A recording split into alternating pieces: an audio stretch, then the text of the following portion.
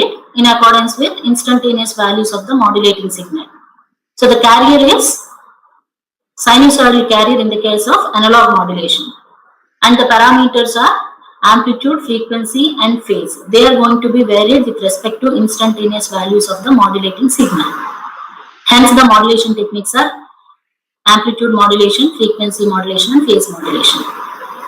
Whereas in pulse analog modulation systems, the carrier is a pulse train rather than a continuous signal. So here the parameters of pulse are amplitude, width and position of the pulse. So in pulse modulation, one of the parameters of the carrier, that is amplitude, width or position, is varied in accordance with the instantaneous value of the modulating signal. Therefore, based on these parameters, we can classify the pulse analog transmission into two categories: pulse amplitude modulation and pulse time modulation. So in the pulse time modulation, the time is going to be varied with respect to the two parameters, width and position of used, and this is the analog signal for modulating signal, and this is the pulse amplitude modulated output, PAM output. So where the amplitude of the, if you observe this one, the amplitude of the pulses are varied with respect to instantaneous values of this modulating signal. So this is the pulse amplitude modulation. So in this particular case, the amplitudes are not constant. The amplitudes of this pulse modulated signal is not constant. They are varied with respect to the instantaneous values of the modulating signal. And whereas in pulse width modulation, so width is the criteria for deciding the value of the modulating signal. So the width of the pulse, carrier pulse, is going to be varied with respect to instantaneous values of the modulating signal. So if you observe the second sample, here the width of the second sample is high because at this instant the modulating amplitude is high. So the width of the carrier signal is varied in accordance with instantaneous value of modulating signal. And in pulse position modulation, the amplitude of the pulse remains constant, and width of the pulse remains constant, and position of the pulse is the criteria for deciding the value of the modulating signal.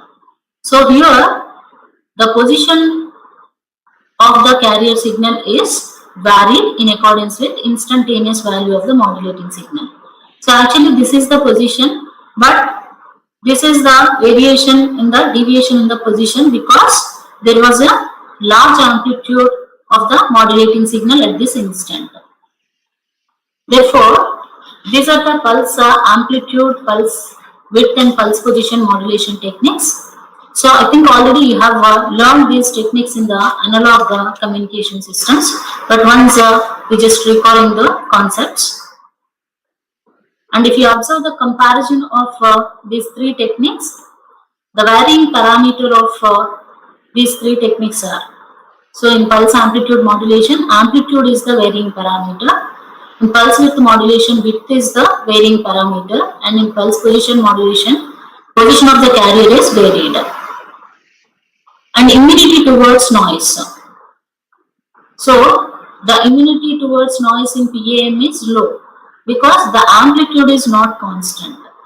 The amplitude is not constant. The width and position of the pulses are, modulated pulses are constant. But as the amplitude is not constant, so the noises, the immunity towards noise is low.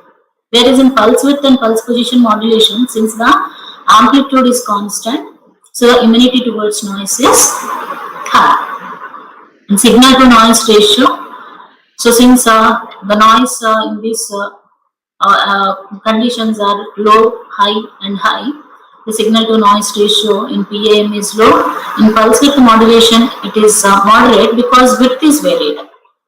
And in PPM, comparatively high because both the amplitude and width are constant. and need for synchronization pulse. So in pulse amplitude modulation and pulse width modulation, there is no need of synchronization pulses because the position is constant. Whereas in pulse position modulation, the synchronization pulse is required because the position is varied here. And bandwidth dependency. So here the bandwidth depends on the pulse width. In pulse amplitude modulation, it depends on the pulse width. Whereas in pulse width modulation and pulse position modulation, it depends on the rise time of the pulse. And transmission power. So transmission power in PAM system is variable because the amplitude is varied. So power will obviously vary. And in pulse width modulation, the width of the pulse is varied. Hence, the transmission power is varied. Whereas in PPM, both the amplitude and width of the pulse is same. Therefore, the transmission power is constant here. And similarity of implementation. So PAM is analogous to amplitude modulation in analog modulation schemes. Whereas pulse width modulation is analogous to similar to frequency modulation, and pulse position modulation is similar to phase modulation. Synchronization between transmitter and receiver. So the synchronization is not required in amplitude modulation and width modulation. So because the position is constant, whereas in pulse position modulation, the synchronization is very much required. So these are the comparisons of different pulse analog modulation techniques. So this pulse analog modulation techniques comes under the baseband data transmission. But the pulse analog modulation systems are not completely digital.